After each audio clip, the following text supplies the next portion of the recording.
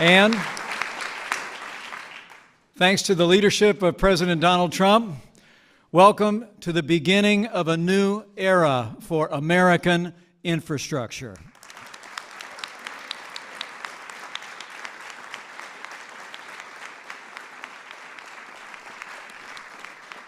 You know, since the first day of this administration, President Trump has been working tirelessly to keep the promises that he made to the American people. Our president's been putting jobs in this economy first, rolling back excessive regulations, unleashing American energy, ending unfair trade practices, and he's been working with Congress to repeal and replace Obamacare. And thanks to President Donald Trump, America is back.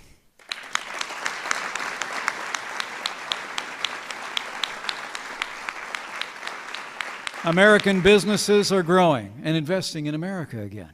More than 600,000 private sector jobs have been created under this president's leadership, and unemployment hasn't been this low for 16 years. But if you haven't already noticed it, the American people also elected a builder to be the 45th President of the United States, and this week, starting today, this president will take historic steps to keep his promise to rebuild America.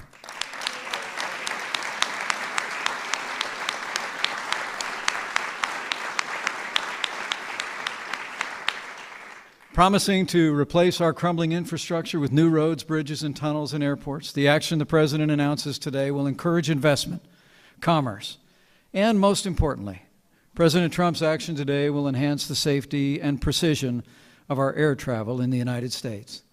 And as I can attest from firsthand experience, having more precise landings in America is a good thing.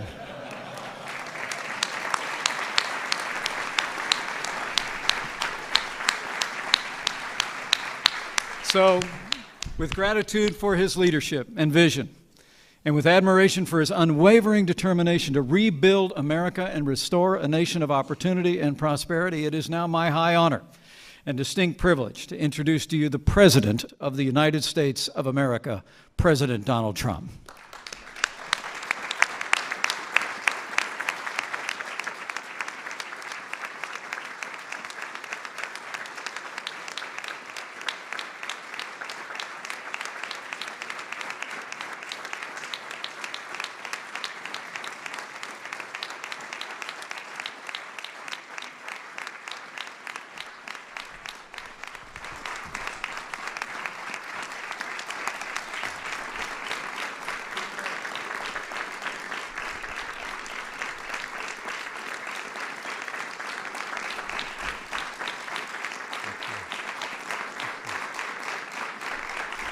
Thank you very much. Thank you, Mike. I really appreciate everything, and I appreciate you being here. But I especially want to thank Secretary Elaine Chao, Leader Kevin McCarthy. Thank you, Kevin. Chairman Bill Schuster. Thank you very much, Bill. And all the members of Congress, we have many of them here today, for joining us as we prepare to enter a great new era in American aviation.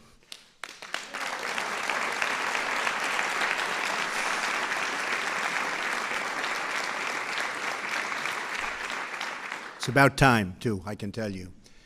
But before discussing our plans to modernize air travel, I want to provide an update on our efforts to fix and modernize vital services for our veterans, our great, great veterans who we all love.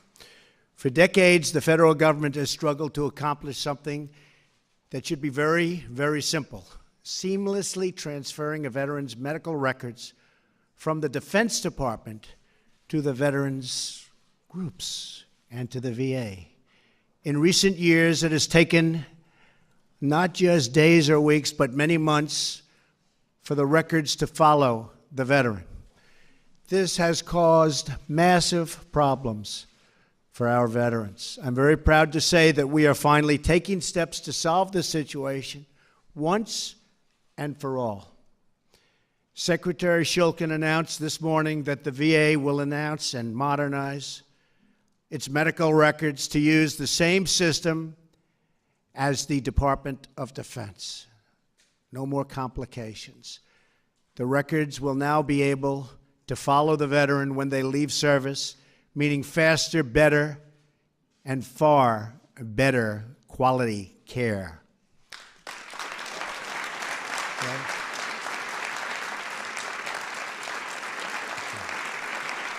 Thank you.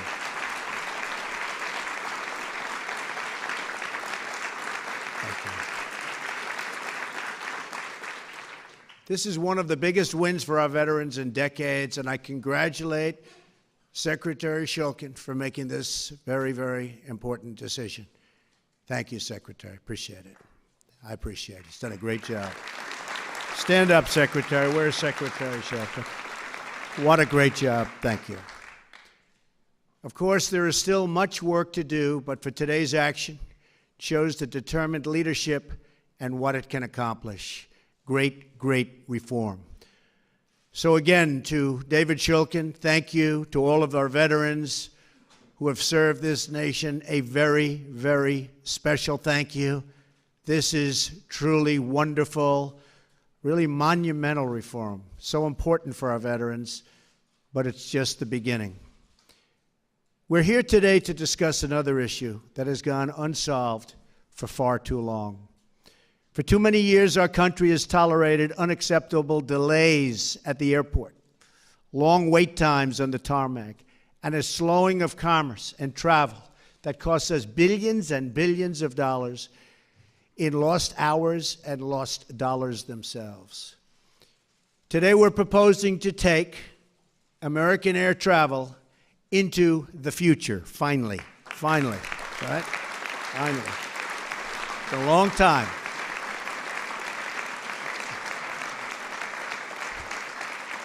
We're proposing reduced wait times, increased route efficiency, and far fewer delays.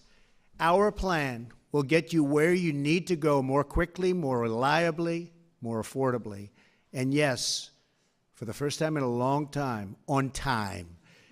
We will launch this air travel revolution by modernizing the outdated system of air traffic control. It's about time.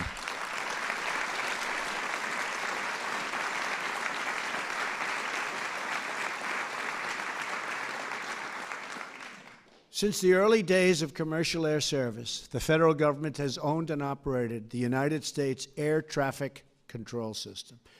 Yet, more than a half a century later, the government is still using much of the exact same outdated technology. At a time when every passenger has GPS technology in their pockets, our air traffic control system still runs on radar and ground-based radio systems that they don't even make anymore. They can't even fix anymore. And many controllers must use slips of paper to track our thousands and thousands of planes that are up in the air. Our air traffic control system was designed when roughly 100,000 people flew at our airports each year. We are now approaching nearly 1 billion passengers annually. The current system cannot keep up, hasn't been able to keep up for many years. It causes flight delays and crippling inefficiencies, costing our economy as much as $25 billion a year in economic output. We live in a modern age, yet our air traffic control system is stuck painfully in the past. The FAA has been trying to upgrade our nation's air traffic control system for a long period of years. But after billions and billions of tax dollars spent and the many years of delays, we're still stuck with an ancient, broken, antiquated, horrible system that doesn't work. Other than that, it's quite good. The previous administration spent over $7 billion trying to upgrade the system and totally failed. Honestly, they didn't know what the hell they were doing. A total waste of money, $7 billion plus. It's time to join the future. That is why I'm proposing new principles to Congress for air traffic control reform, making flights quicker, safer, and more reliable. Crucially, these reforms are supported by air traffic controllers themselves. They're the ones that know the systems that they want. They know it better than anybody. And we have people that don't even call them in the past, but now we call them. I'm also proud to be joined today by passenger advocates, pilot unions, and leaders of airlines and cargo companies who strongly support our new framework and our bidding process. And we're bidding, ideally, to one great company. There'll be many bids, but one great company that can piece it all together. Not many companies all over the United States, like in the past, when they came time to piece it together, it didn't work. They were all different systems. We threw away billions and billions of dollars. I am very grateful that every former FAA chief and chief operating officers and 3 former transportation secretaries, Jim Burnley, Elizabeth Dole, and Mary Peters, stand with us today. Thank you.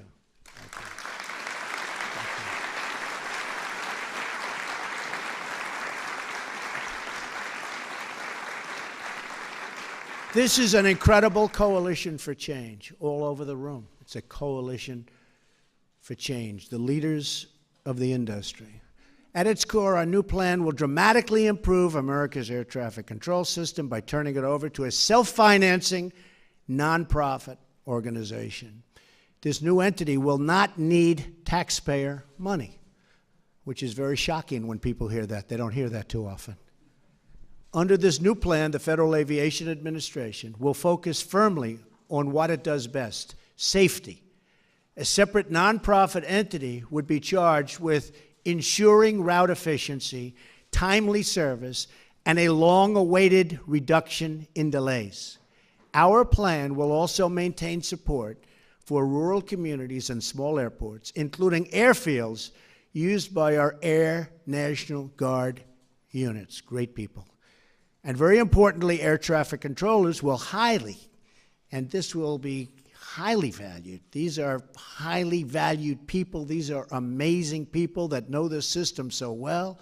And under our plan, they will have more financial security, professional opportunity, and far superior equipment, the best equipment anywhere in the world. There'll never be anything like what we're doing. And other systems are very good. I won't tell you the names of the country, but we have studied numerous countries, one in particular. They have a very, very good system. Ours is going to top it by a lot.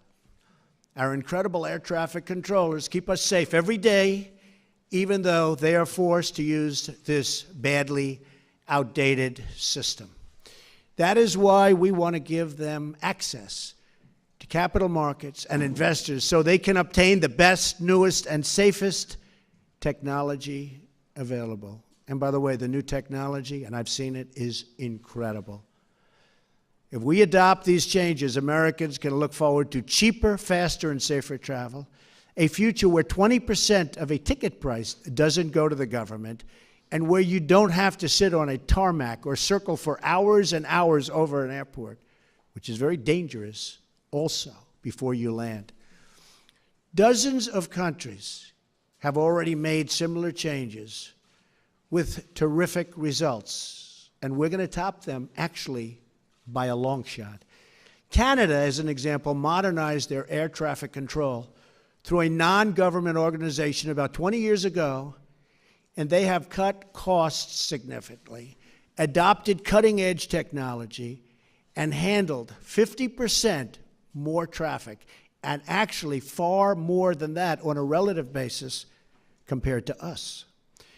A modern air traffic control system will make life better for all Americans who travel, ship, or fly.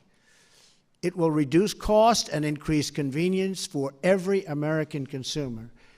And these new efficiencies will produce a huge economic boost for the country and for the 1 in 14 American jobs that aviation supports. Today, we are taking the first important step to clearing the runway for more jobs, lower prices, and much, much, much better transportation. America is the nation that pioneered air travel. And with these reforms, we can once again lead the way far into the future.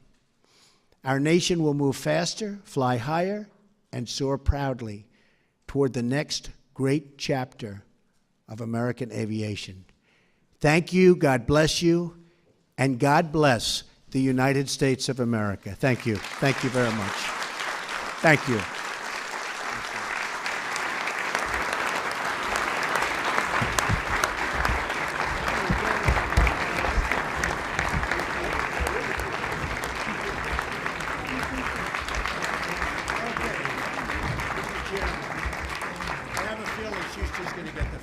What do you think? Huh?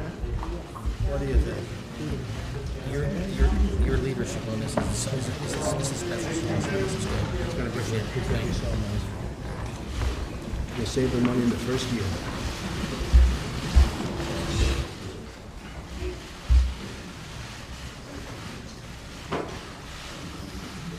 Okay? Is that all right? Yeah. Big question is who's getting the second pen? Give it to you. Put it up. Secretary Chad. Secretary Chad. I think so. You're giving up your pen?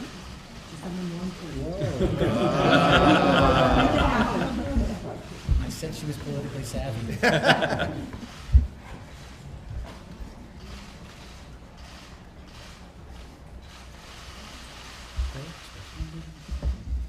Where's our leader? Yeah, give me another pen, please. Just give me a pen. I gotta get Kevin a pen. Whatever the hell. Anybody have a pen? There you go. Thank you. Good job. That's the one. We got the